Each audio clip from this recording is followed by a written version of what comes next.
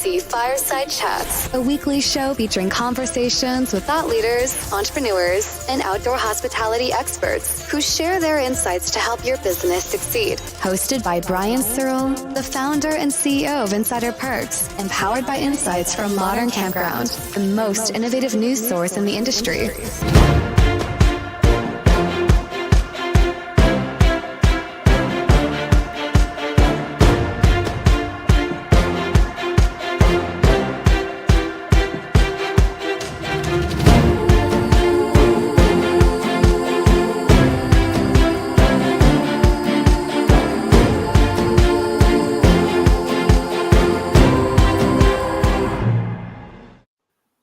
Welcome, everybody, to another episode of MC Fireside Chats. I don't know, could you guys actually see that intro? Because I couldn't see it on my side. So hopefully that played. And if not, they were just looking at this super cool wood background. But I'm on my tiny little laptop in my house that I'm moving to. And this is the only chair in my ugly, flowery background that Scott says adds to my personality, which I feel like maybe then I should keep, Scott, or? Absolutely. Yeah. See, mine is books, which, is like dry, dull, that kind of thing, But it makes you look educated. Are you actually educated, or? Well, Mike, what are you doing? Were you blinking in and out for, Mike? No, I was going to turn off my virtual background so you can see I'm at the Link Casino in a meeting room booth with my background's boring. What are you doing at a casino, though? Storage conference. Oh, well, that's fun. Did you win any money? There you go. There's my background. That's very strange. What is that? Couple of overhead lights behind me. It looks like glowing Mickey Mouse ears. Oh, it kind of does. That's actually a good idea. Yeah, we were looking for stuff to talk about during the show, so we just talk it's about a small world after all. So anyway, so welcome everybody to another show here, week one, and just kind of in flux a little bit here, moving and stuff like that. So, but I think we have a great conversation. We're going to talk to Scott a little bit about some data he's seeing. The report that we released, which is about, what was the report we just released, Scott? Well, like 3 weeks. Sustainable practices. Sustainable practices. Was that the upcoming one, or is that the? That's the one that we're getting ready to. Yes. Now you told everybody, and oh my God, everyone knows. Sorry. All right, so that's the one that's coming up, but we'll talk about some of the data about the one that we released a couple weeks ago, so we can go over that stuff, and then I'm sure we'll find something else to talk about as we continue. So, but anything new that's come across your desk, Mike or Scott, in the last month that's not related to reports or data that you want to make sure we talk about and highlight? We're missing a bunch of people today, so.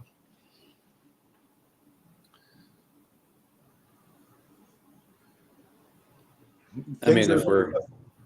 Go ahead, Scott. No, I was just going to say, it seems like there's just a lot of buzz going on right now about what's, people... What's happening, in the near term. I haven't heard a lot of talk. I guess part of it would be what's missing is I don't hear a lot of talk about anything more forward looking than beyond the eclipse.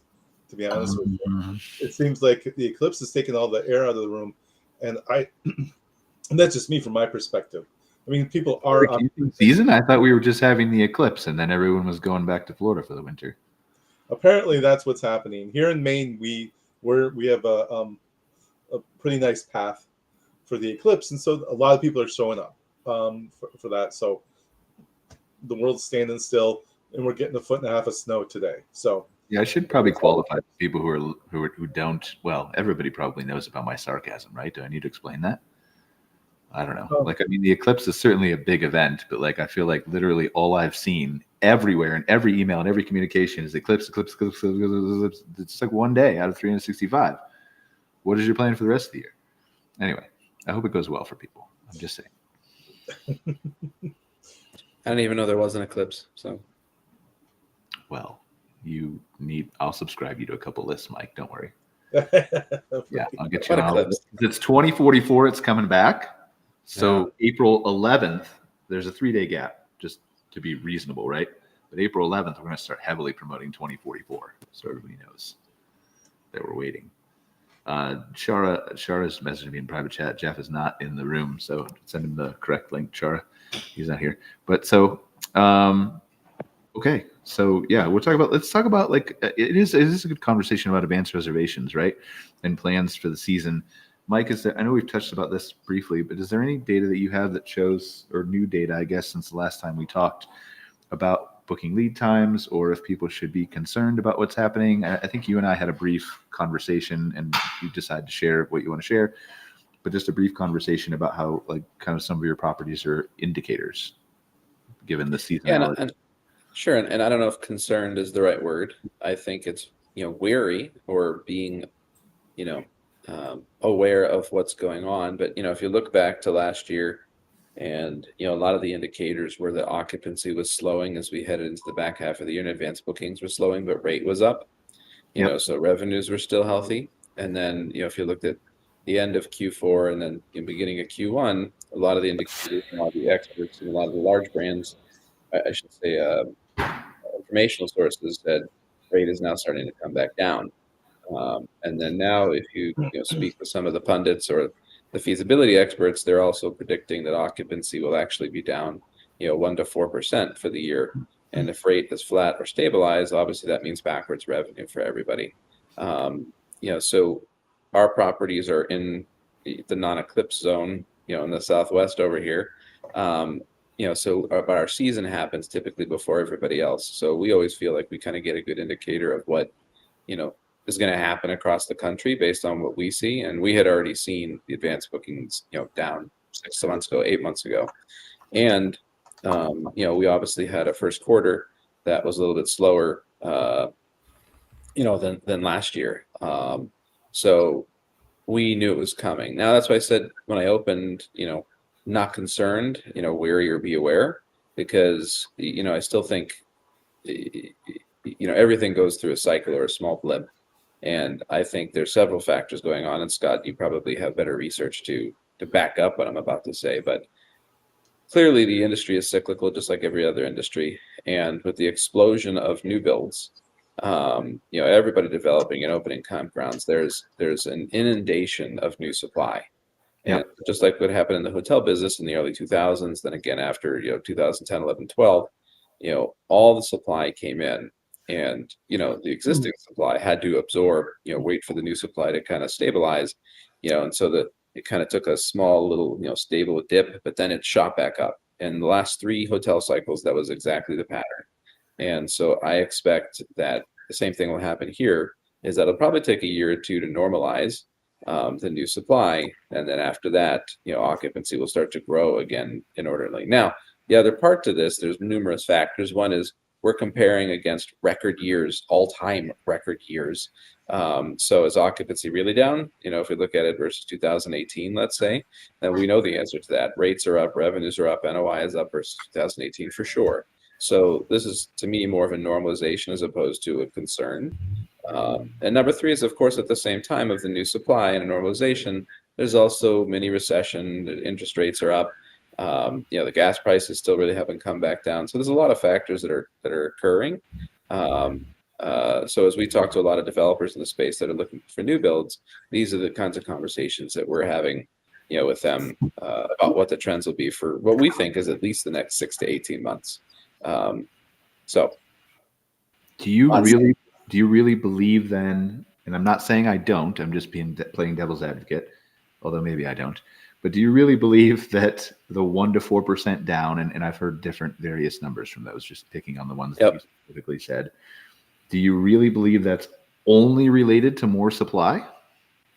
No, that's why I think it's various factors. I think it's the mini recession. I think it's the gas prices. I think it's everything combined into that as well.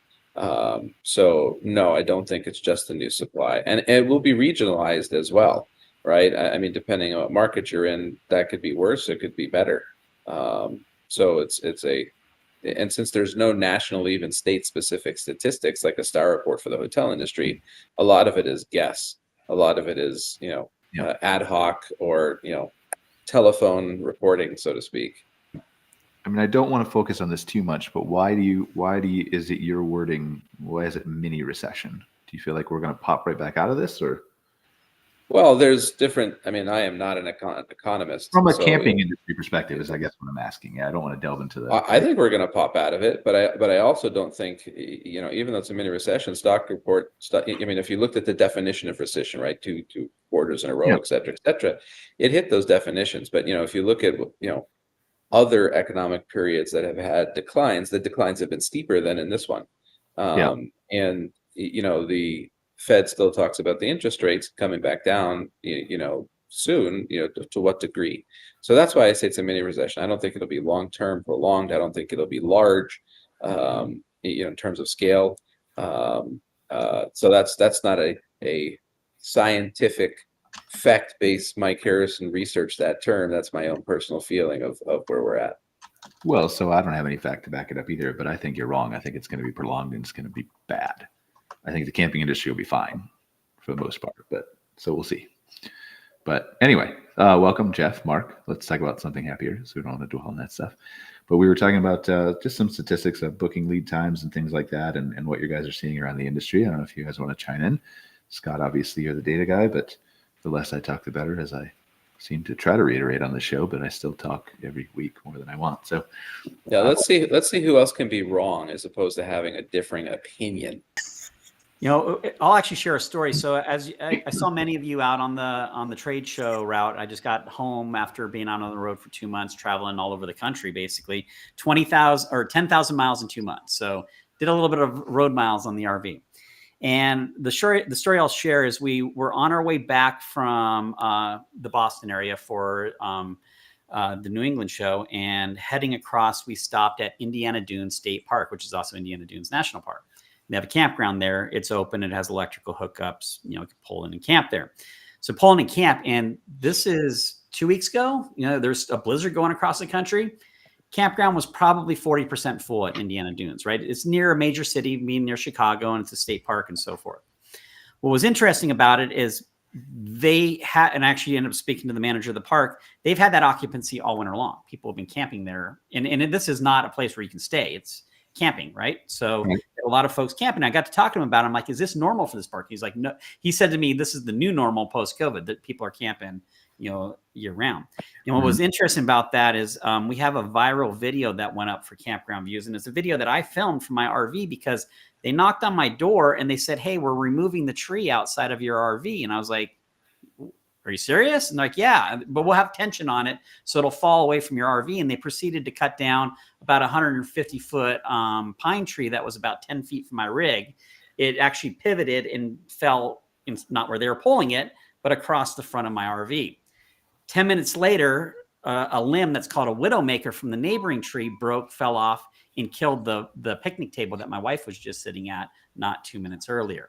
The long story there is that because they're so busy, they are actually cutting down trees and doing their yard maintenance in the middle of people camping in their freaking campground because of the demand in the wintertime in the spot. And we experience that in unique places. I agree with Mike. I agree with you, Brian. This is going to be a weird year. I think it's going to continue on because the economics in different areas have changed and the reason for people to travel has changed.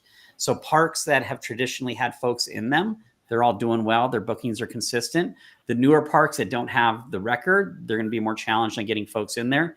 And it's just going to be a weird year from a traveling perspective. But what I can tell you is the folks that are out traveling, they're there having a good time. They're enjoying the lifestyle. They're in newer RVs, and they're looking forward to that overall adventure. So echoing what Brian said, our industry is in a good position. It's just going to be a different position as we go forward. Yeah, again, I'm not worried at all about the camping industry, and I'll shut up in a second because I know other people need to talk. I'm not worried at all about the industry. I'm worried about the shift away from perhaps the middle tier parks, like just picking the KOA holidays or something like that, right? I think the state parks are going to benefit. I think the BLM land is going to benefit. I think the higher end parks are going to be fine. I'm worried about the middle end parks. Yeah. Okay, Brian, if I can kind of speak to that. As we went into some downturns in the hotel business, what we found is mid to upper stayed well. The people that are investing in their campgrounds and updating them will probably do well. The state parks are always going to do well because they have a certain price point and they also get to pick the most beautiful land. But what I find is even in a recession, camping does okay. I do see a trend to lessen the expense of camping, which is going off grid. But I still think the RV park and campground that is well maintained is going to still be a good player in the industry. The ones But that what you said there is so critically important. The well maintained, the looked after, and there's so many parks that have just not had to do that for so long. you got it. Well, And I think that's that. The Yeah, weak I think that's the person always key gets component kicked too. out. I think, what parks also need to do is, this is the time to really, they've been setting fat in a hog for so long, have they gone through their P&L, right? Is there fat in their P&L? What's their labor model look like? Have they looked at their contracts? What's the utility rate? Is their energy conservation any good? What's their cost per occupied cabin? All the basic management tenets where maybe you were just, your revenue growth was so hand over foot the last 2 years, 3 years, to Jeff's point, to your point, if you didn't have to think about it, now you do. And if you aren't, it's to obviously your own detriment. It's your bottom line. So that's kind of what we're seeing as a trend, is some of the conversations starting to go at all these various conferences, and no different. I'm at the storage conference right now in Vegas, and it's the exact same discussion, right? They were looking at 22 and 21 as record years, right? 23 a little bit flat, and they're anticipating that it'll be down a little bit. And a lot of the discussion is exactly around well-maintained facility and cost controls. That is probably the two main principles I've picked up here so far, which is exactly the same thing, right? We have to be good stewards of our business. Yeah, and I mean, if consumers are going to pick, if there's going to be less people going camping, but still a lot more than 2018, 2019, right? They're going to pick the well-maintained, which in this case, like the developers, I think are going to benefit from this, the brand new shiny parks, as long as they're doing some marketing, right? And know what they're doing from an ops standpoint. I think they're going to benefit more. Well, I mean, just on the macro level, what we know and basically is that lower class folks, middle class folks, earning wise, are getting crushed right now by overall costs and inflation. So that there's not free money there to go recreational camping at a private park. That's where they'll end up at a public park. That's going to be lesser fees. On the flip side, folks that have the capital and the means, they're going to still travel and go camping. So I think it was Brian that mentioned that about that. The middle market parks are going to feel affected.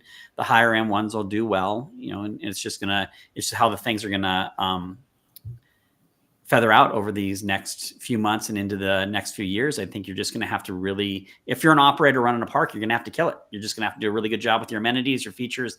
And I think importantly, I've said this at a few of the shows, this is the year of the marketers, the folks that can effectively drive eyeballs to their website from guests who are looking to convert.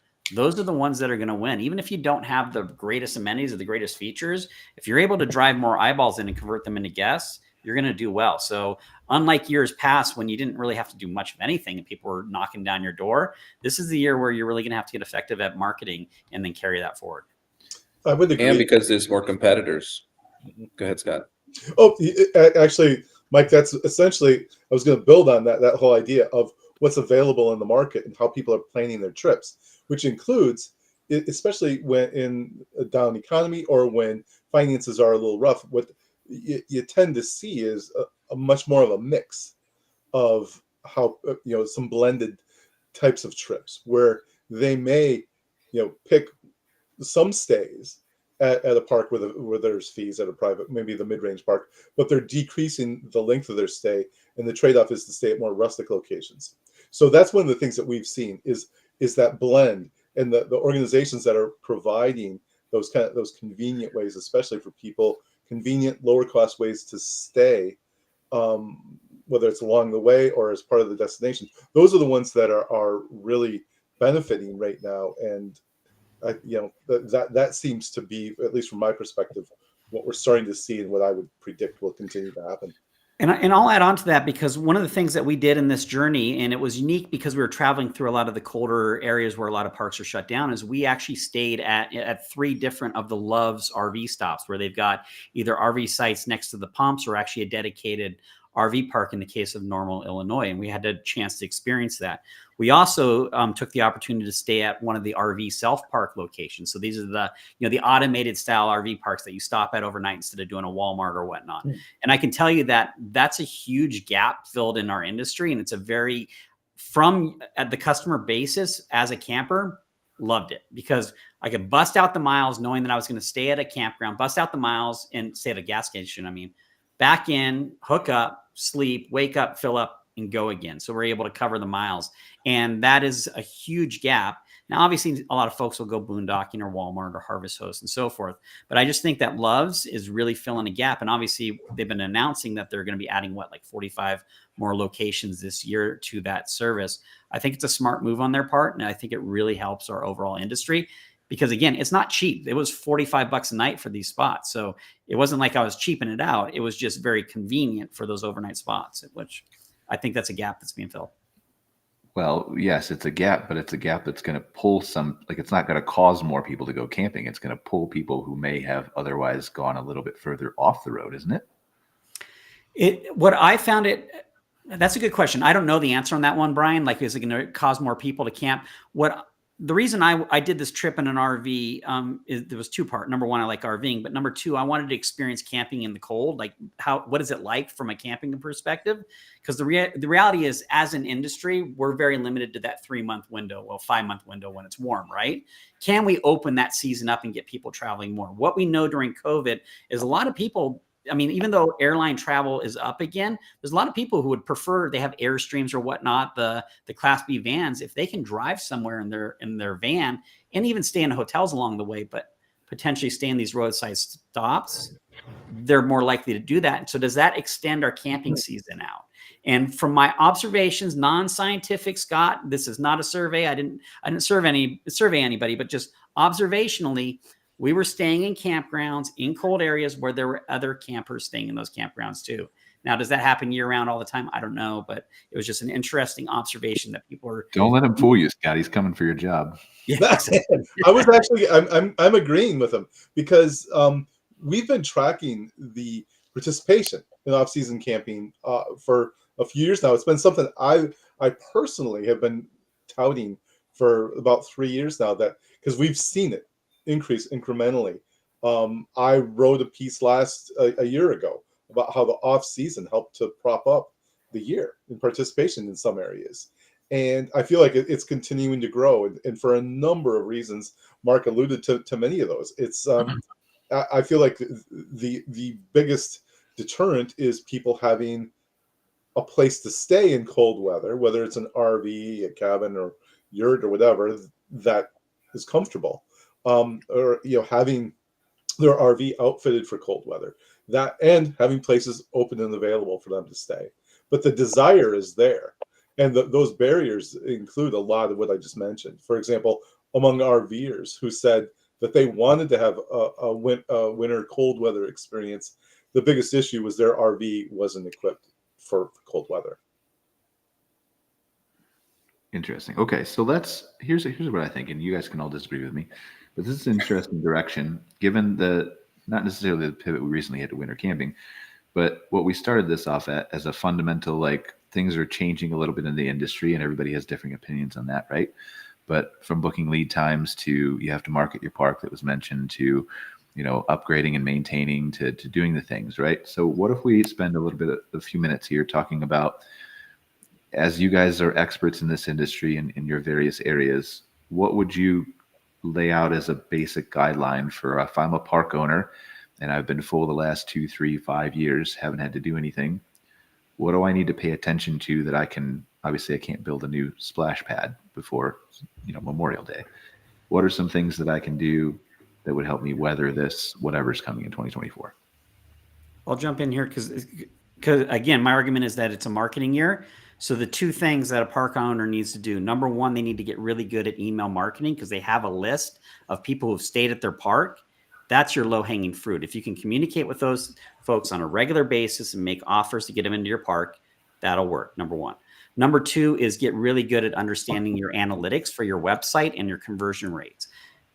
that may have sounded like a foreign language right there, but understand where your traffic's coming from to your website and how many of those folks actually become guests. So your traffic and your conversion rate, because then you know what's working, what's not, and now you can effectively apply your budget into the channels that are driving guests into your property. And you can also focus on the one thing that 99% of RV parks don't do well, and that's having a really awesome website that converts guests into, or converts eyeballs into guests. So like those would be the two things that are my lowest hanging fruit. So I'll mention those: email and understanding how people are booking through your website. Who's next? You don't have to talk about marketing. You can take it in whatever direction you want. Yeah, I mean, go ahead, Scott. Or Jeff, sorry. My thing would be just to walk your campground along with the marketing. If you've done anything new, update, clean, just have a better park for people to pull into. If you keep asking for more money and they don't see you putting anything in, it's going to reflect. People don't mind paying updated pricing if they see that the owner is putting some of that money back into the experience, because that's what we're selling now more, is the actual camping experience, and trying to make it more of a family, or even if it's a couple, trying to give them stuff that would be an experience on our campgrounds.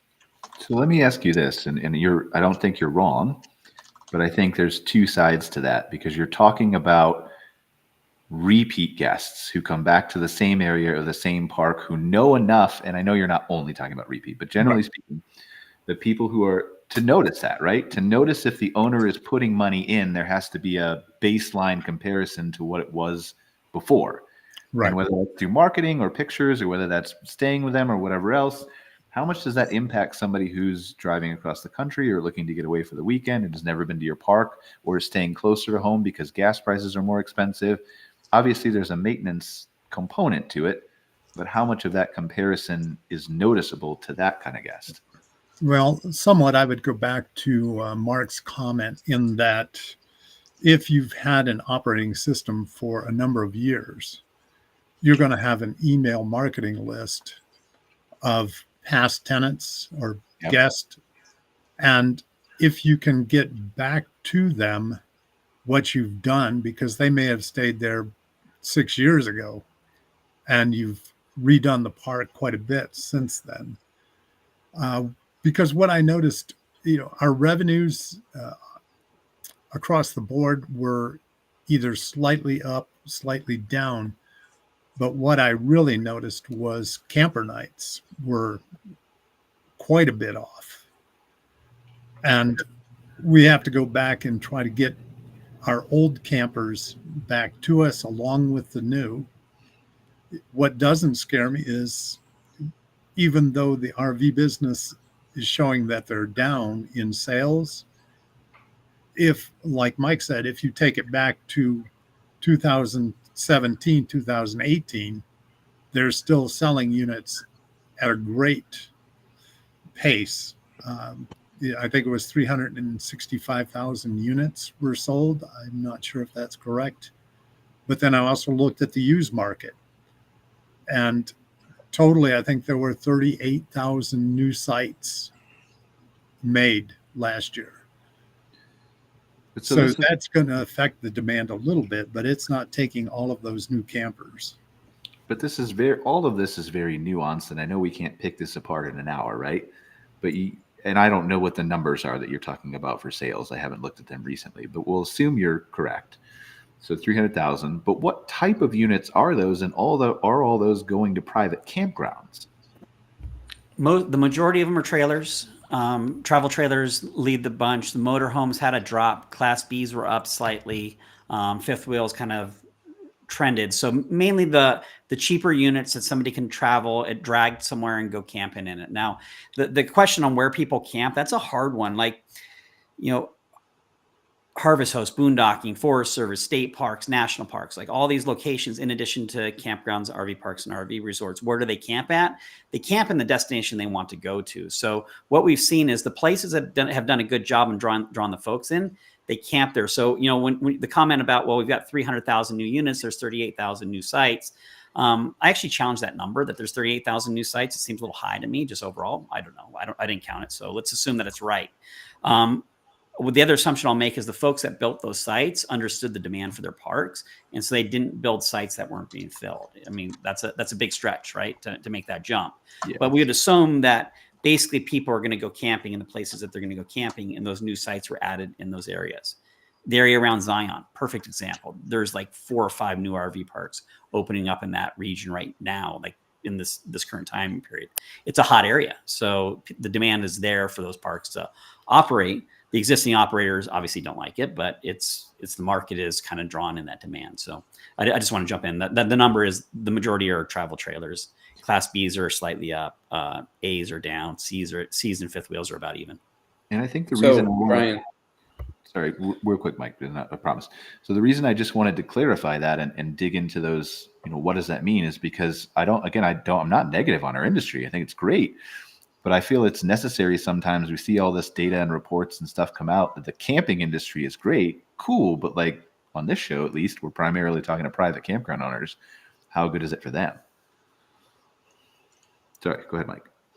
I think, going back to the original question about, you got a campground that's been, doing great for 2 years. Now they got to pivot. And even if you're not, or you're new, to me, I think everything is about modernization, or evolving. And so if you look at all the data and all the statistics, a majority of the campers that are coming into the industry are under 50 years old, right? Where historically the industry has really been obviously baby boomer, older, et cetera, et cetera. And, modernizing what our deliverables are in all aspects. So even marketing, and not that I disagree with Mark about the email marketing, but really it's now texting. Right. And, the texting open rate is quintuple what the email is. The response rate is quintuple what the email is. The digital marketing isn't just about Facebook marketing or even Google ads, right? The evolution of the digital space, ancillary revenues, right? It isn't just the camp store anymore. What are you doing with an adventure package, an experience package? And, how do you provide, some additional revenue streams that you haven't before? The guest experience, Jeff had mentioned, providing a well-maintained facility, which is extremely important. But, a lot of the campers that are coming into the space, they're looking for experiential hospitality. They're not seasoned campers. They're coming from the hotel world as an alternative, where it's their first time, and they need something more interesting than has been in the past. So I think modernization to me is the key word, bringing it for the next generation that is, wants to be more online, a little bit more automation, more technology, AI-based chats, whatever it might be. I think the modernization is imperative in all aspects, whatever it might be. But so if I'm a campground owner, and this can go to everybody, or you, Mike, or whoever, if I'm a campground owner and I've got like my revenues down, my camper nights are down, I don't know what to do between now and like I'm staring down really 30, 45 days until my season kicks into high gear, 60 days maybe. What can I do in those 60 days? Because I can't modernize everything, right? Well, sure you can. I think, what do? You call me, you call Jeff Hoffman, or you call Brian, or you call Mark. All 4 of us on this call have some form or fashion of marketing, deliverable, enhancing revenue. So there's absolutely ways in 45 days where you could. From modernizing marketing, yes. I guess I meant the other things, right? I'm sorry for not clarifying. Well, you can still, even in the other parks, right? Or the other parts of the park. I mean, there are all sorts of different things you can do in 45 days. Can you build something in 45 days? Maybe not. But, so much of an experience is about emotion and memory. It isn't about stuff, right? And so what is the activities that you're creating? What are the experiences that you're generating? How are you training your staff? Do you understand your market, your comp set, your demographics, and everybody that's coming in?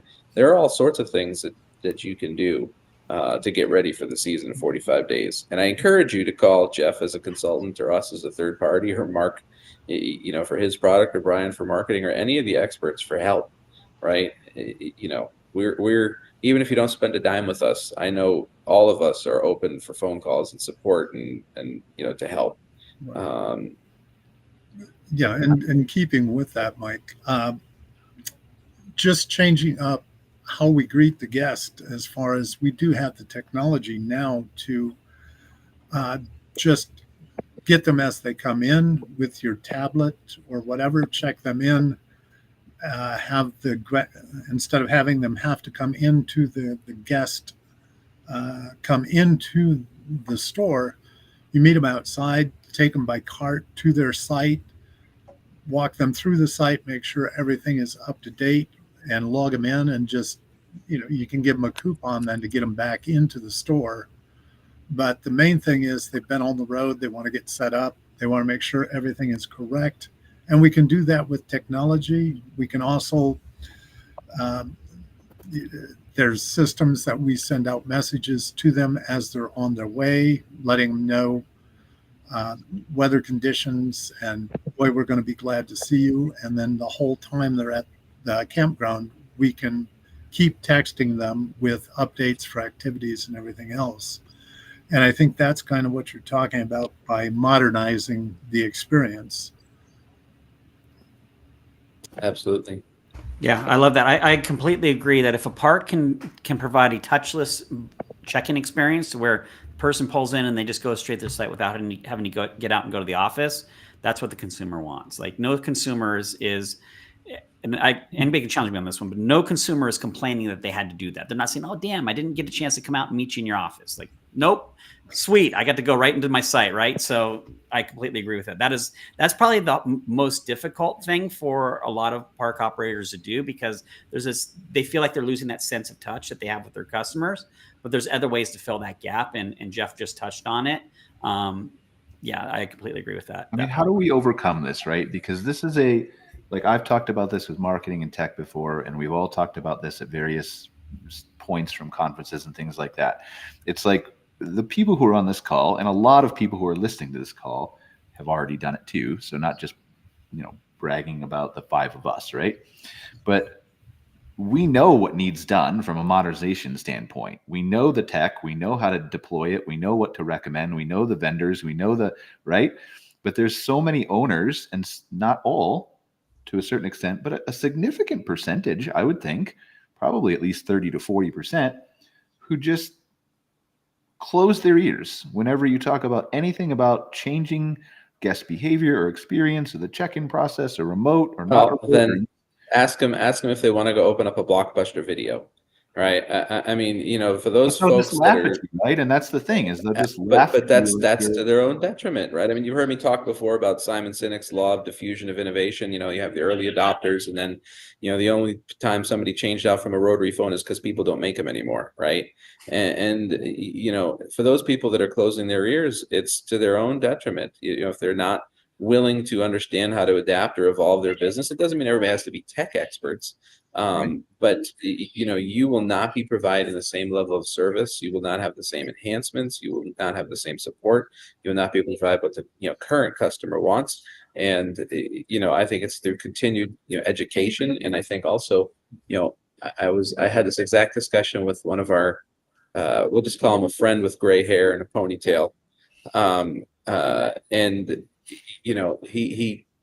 we had a discussion about technology replacing customer service, that loss of sense of touch. And my message is, technology does not replace hospitality. It supplements hospitality. It adds to hospitality. We use Rigsby, or that's our trademark one, but Campy is a great example of the AI chatbot. It does not replace a human. It supplements the human touch and interaction. And no matter all of these different tools that are coming out, there are still the difference between outdoor hospitality and the regular hotel business is the hotel business has lost some of that sense of hospitality, and you've heard me talk about before, the camping industry is still, you come out on your porch and you got your cup of coffee and your boxer shorts, and the other guy's across the next site and he comes out, in his bathrobe, and you're like, "Hey, Bob, hey, Tim," hotel, if you did that, they'd call security on you. And that won't really, I'm trying to picture that, but anyway, continue. But, Sorry. I'd like that's Mark. the whole idea of the use of technology is the idea that with the touch points, it's like it frees you up for a quality touch point. Because one of the things we know is that one of the biggest risks and riskiest touch points is check-in, for example. Like, if you blow check-in, they go there, it's crowded, it's stressful. That puts a cloud over the rest of the stay. Regardless of what happens, it does. It's really strong. So, and if it can free the operator up to actually create a touch point, a quality touch point, at some other time during their stay, that's the trade-off you want. It's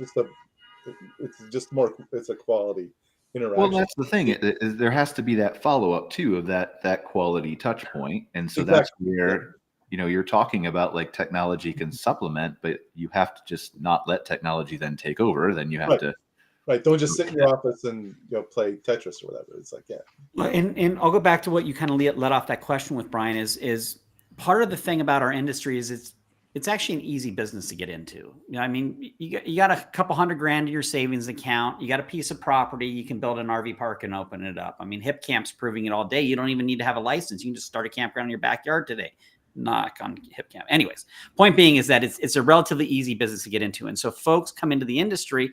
There's people out there that view owning a campground as a retirement plan. I'm going to own this in my retirement years. And they want to do it that way. Now, is that everybody? No. But when we talk about as an industry as a whole, there's a large group of folks out there who don't want to change because why should they? I'm making the money I want to make. I have the guests in here I want to have come in here.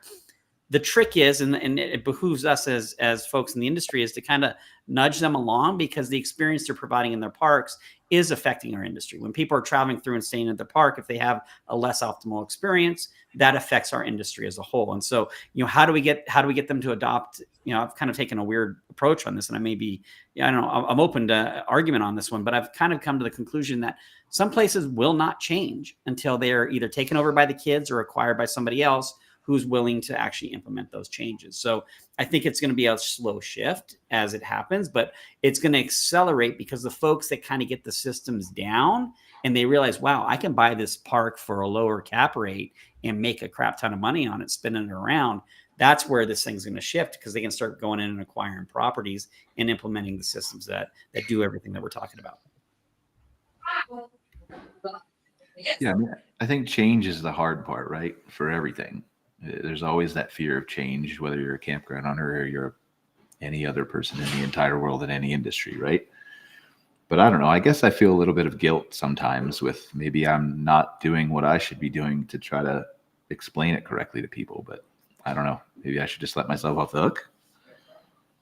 You can't. I mean, no. Hey, I got 3 kids. The one thing you know about kids is you can't change people, and I'm married too. You can't change people. People are the way they are. So I think that's a basic tenet of life. All you can do is make suggestions, show them a better way, and allow them to decide on their own, I think. So, I think you're off the hook, Brian. It's not on you. And I think it's about data, right? I mean, Brian, you and I have been talking about this with Campy for a while. It's just an example. Data is hard to argue, right? Here are the statistics of reduced and missed call volume. Here are the statistics of enhanced service scores since rolling out Campy. Here are the statistics of, better quality reservation scores. Here are the, so if somebody still refuses to listen after data is presented, you can't rationalize with an irrational person. It's not our job to convince them, right? Our job is to provide support and education for the industry. If somebody refuses to listen and to adopt and to make a decision to their own benefit, that's on them. Right. So I think, all of us continue to push forward, with the message of building up the industry and supporting and educating and training and evolving. And, some people will be quick, some people will be slower, and some people are going to be left behind. People that will be left behind, you can't, worry about the 15% that have no interest in doing it. Let's worry about the other 85%. I don't think it's only 15%. That's what concerns me. I think it's much larger than 15%. Yes, I would say roughly 60%. Well, let's convert them. We'll get it down. I have confidence. Yeah, Mike, and what I'm finding out is as I do some work with some clients, I now know how my teachers felt when they were trying to give me the answers and I didn't listen. It's frustrating because you know what they need to do and you show them, but they just won't change to accept it. And I know change is tough, but if you want to stay and grow in this industry, you're going to have to change and meet modern technology, modern specs, everything that's happening in the industry. We're moving to a more professional age in this industry, and you have to keep up.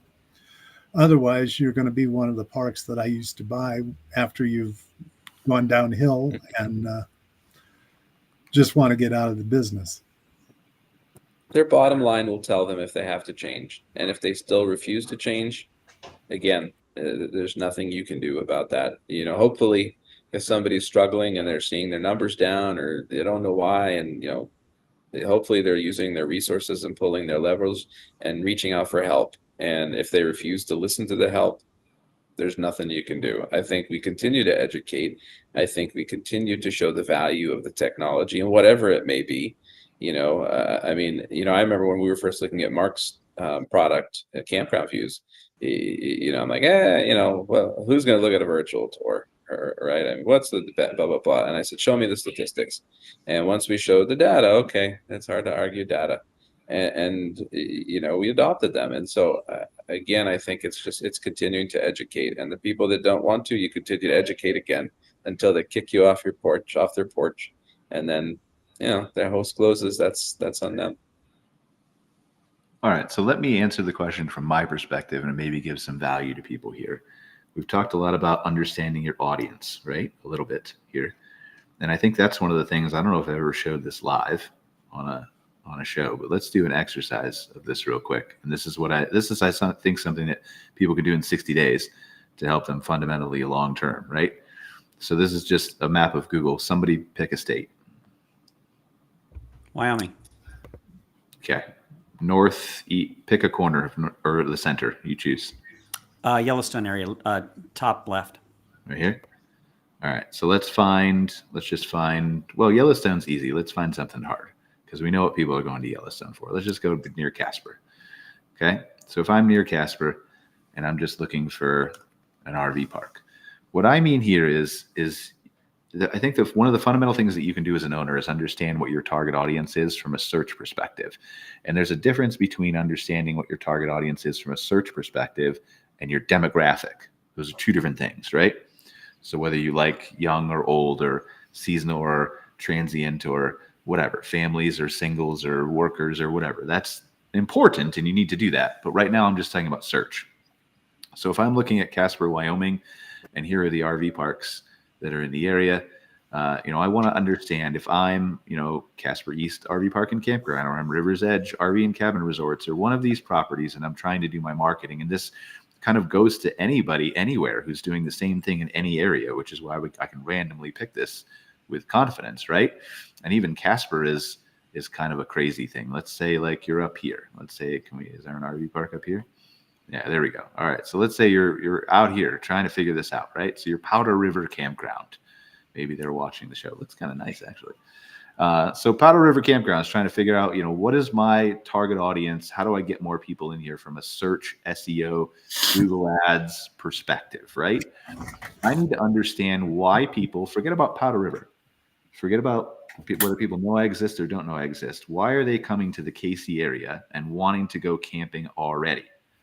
And so your first subset is like you use a tool, and there are a lot of publicly available ones too, right? But we use Ahrefs, which is expensive. But, look at KC Campground and understand how many people are Google searching this. Very few in that case, right? So then do a variation of it. Let's do KC RV Park and look at that. So here's KC Wyoming, and these are 10 searches a month. Not a lot, right? So then, and this is why I picked KC specifically. So then go out and look at what else is in the area that might be driving people. So this river is probably not that big. So I'm driving out and maybe the highway is there, but that's usually not that searched well. And so I'm just going out and I'm looking at the other towns around me, whether that's Sussex or Mayoworth, or maybe there's a state park or a national park, or even Antelope Hills. Again, you could go back to Casper. If somebody wants a Casper RV park, they probably want to stay near Casper. But are they going somewhere, maybe between Casper and Buffalo? And just continue to do those search exercises with RV park, camping, campground, cabin rentals until you figure out what is the one where I can get to that's 200 plus in monthly search volume. And that's your target audience in search. Now that may be not necessarily be your demographic or the people you want in your campground, but those are the people who are already looking to stay in your city or to come to a national park or a museum or an event or a festival or a river or fishing or whatever. That's who you need to go after immediately with SEO. And I think that's something that people can do really quickly, not necessarily SEO, but understand that kind of search. I completely agree with you, Brian. This is the basics of marketing in an RV park. The cool thing about our industry is the reason people RV is they're going somewhere. Whatever the reason is, they're going there. And as you just pointed out, understand that reason that they're coming to your area, and then put up some ads to target folks that are searching for that. It's the lowest hanging fruit you have because they're actively looking for an RV park. I call it pull marketing. Like push marketing, I call is when you're pushing messages out, like on Facebook ads, come look at my RV park. You're hitting people who aren't interested. They're shopping for something else. This is, you're pulling people in who are actively looking for it. So I completely agree with you, Brian. Good presentation. Yeah. So, I mean, hopefully that helps. Like, again, I think the data is very clearly there. We have data, and I think most people don't understand. We have data of how many people are searching what keywords on Google, but that's for sure just, I think, a fundamental that you can pull off. So that's my little contribution to the conversation. But what else do we want to talk about, guys? Jeff, do you have any thoughts on, like, I know we've talked a lot about marketing, but if I'm somebody that's being consulted by Camp Strategy, which is Jeff's company, by the way, for those who don't know, Jeff and Greg's company, but what are some things I can do that aren't marketing related in the next 60 days? To attract business within the next 60 days without, because it's mostly marketing, right? But yeah. Or maybe if I can't change it in 60 days, what reports should I be looking at? What things should I be analyzing? What ways can I set myself up for success in the future? Well, and I think what you guys were somewhat talking about before I got on, what I'm finding is that the reservation window has shrunk, where right after COVID or during it was going out almost 90 days. It's now back to about 14 days on the majority of bookings. So if I'm looking at my reservation window now, if I was used to the old days, I'd probably be freaking out a little bit because, I'm not booked out 40 days in advance anymore. I'm booked out 2 weeks in advance. Even with the solar eclipse that's going on right now, we've had a lot of people that were waiting to see what the weather is. And, finally they gave us that we may be clear. So we are booking like crazy today. And that's kind of what I look at is you're going to have to start taking a look at that 1 week, 2 week, and 45-day window to see how you're booking. Don't start getting too excited about upping everything as far as marketing and other materials because you're looking out 60 days and you're not booked. It's just that I believe that the industry has changed. Our customer has changed a little bit, and they're not booking as far out. So, and that's just my take. I don't know if that's correct. Scott, you probably know that better than I do. It is something we've been tracking, both quantitatively and qualitatively, just in the interviews that we've done. So yeah, we're seeing whether people are booking their the big destinations, those types of things in advance still, but they're taking a wait and see approach, especially after last year, weather stuff. There's a substantial group of people who are waiting longer. There's also a lot of people who want more spontaneous travel. It's just part of how they used to travel, and they want to do that again. So we're going to see a little bit more of that. And I agree with you. I don't think people should panic. I think the bookings will come in general. But I also would take advantage of and consider the reasons why people are shortening and maybe figure out whether it's messaging, how you approach people, whatever, based on that. I like, Jeff, your statement about the weather, letting people know. It's like, hey, the weather looks great. Come on in, or we're that type of thing. And then if the weather looks bad, you just had a problem with your email service and it didn't get sent. Well, let's say we have this great indoor area and we're going to have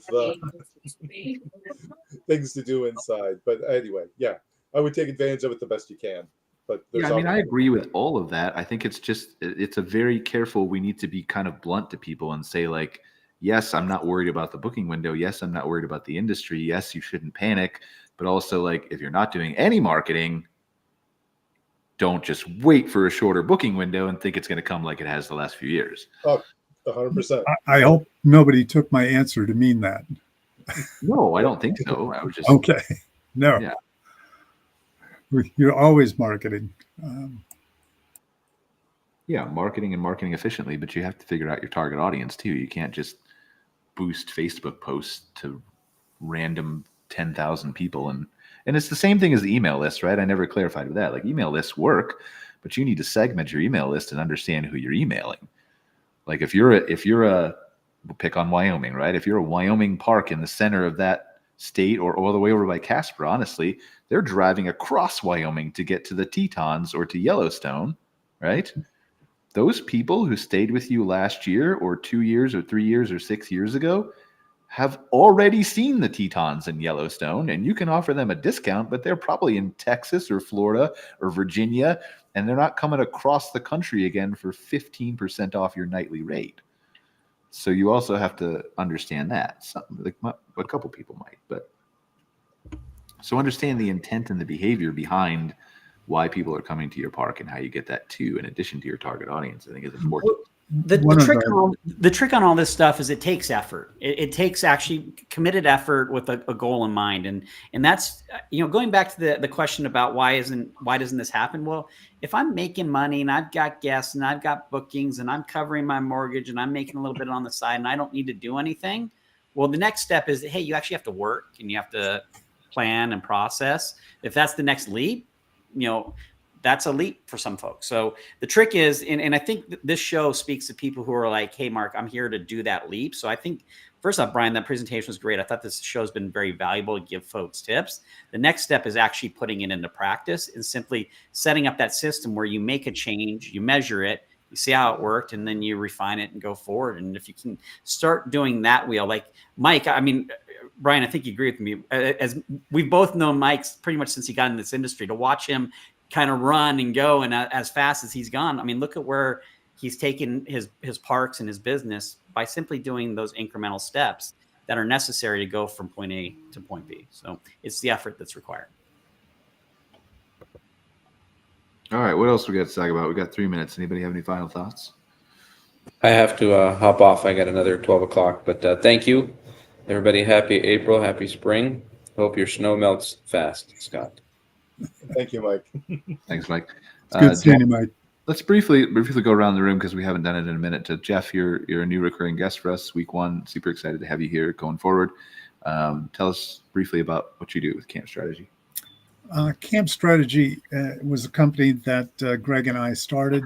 We are in the business of trying to work with pretty much everybody, but we like to focus on some of the people that we were talking about, the campgrounds that are struggling and might not have to struggle if they can be taught a different way to do business and to learn how to effectively market their campgrounds, how to control their expenses, and do revenue management with their parks. Most of them can be profitable, but they have to change to make themselves profitable. You can't do what you've always done if you're not making money. You got to change something, and that's what we try to do, is be an agent of change. Yeah, it goes back to that whole change thing, right? And I'm gonna butcher this, but I watched a fascinating YouTube video. It had nothing to do with the campground industry, right? As Tom Billio, I think. Has anybody heard of this guy? Mm-hmm. Yep. So I was watching one of his videos, and one of the quotes he was saying, and they're crazy, like 2-3 hour long podcast videos. But one of the nuggets I'm trying to remember in there, and again I'm going to butcher it, was something about they did a study of people who don't like change, generally speaking, right? Like people in general, nobody likes to change for the most part, except me. I'm weird, apparently. I must have been dropped on my head. That's probably what this bump is for. I should talk to my mom. Anyway, but most people don't like change. And so I can't remember what they were talking about, but they were talking about something to do with like speculating on the future of AI and how AI could make better decisions for like politicians and our health and things if it was trained correctly, because it doesn't have that external third party. And again, regardless of whether you're all in on AI, that's not the point, right? But the point is they were talking about that, and they did some kind of a study. And again, I this is months ago that I watched this stuff, right? But the idea behind it was they did a study on people, and they said they had all kinds of data that proved that you could be healthier, you could have more money, you could have more freedom, you could have more time to do what you wanted to do. All you have to do is give up this ability to choose this certain thing, the choice, to let the AI kind of control it for you. And 95% of people were like, nope, we would rather have less money and less freedom and less creativity because we have to have our choice. And I thought that was fascinating. Like, I don't know if I would necessarily do that or give up that, but it's very interesting how resistant people are to losing control and to change in general. So, I mean, I thought that loosely related to what we were talking about, but maybe if it didn't, you can tell me. So, no? No. Well, I got to jump off to another call. to change. So, yeah, thanks, Mark. I appreciate it. So, yeah, we'll Bye, end Mark. this, but I really appreciate you guys. Any final thoughts, Scott, Jeff, before we go? Just to tell you, Brian, yes, you are in the minority. About 15% of the population in general would be considered people who embrace change readily. They're the kind of the more the risk taker types and so on. We've actually done this in the travel tourism industry. So people, the explorers, we call them, that tend to branch out a lot more. So you're probably in that 15%. I mean, I don't know if that's necessarily a good thing, but yeah. Depends on your perspective. Depends on what you're doing. It's All right, guys. Well, thank you so much. I appreciate it. We're a couple minutes over, thank but you for having me. thanks for joining us on another episode of MC Fireside Chats. Right. We'll see you next week for a glamping focused episode. Take care, guys. See you. All right. Bye. Bye-bye. Joining us for this episode of MC Fireside Chats with your host, Brian Searl. Have a suggestion for a show idea?